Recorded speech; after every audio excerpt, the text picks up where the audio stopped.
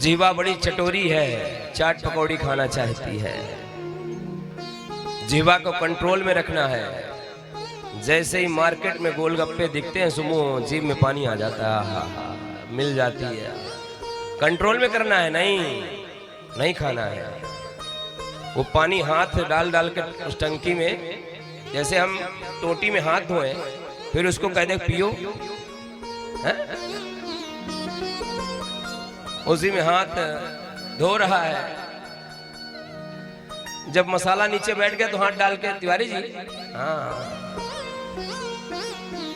बड़े चाव से खाते हैं। हाँ बाबूजी खा रहे हैं टाई सूट लगा के।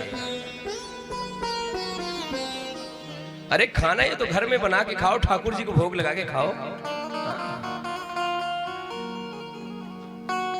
जो वस्तु भगवान को भोग नहीं लगती उस वस्तु को नहीं खाना चाहिए।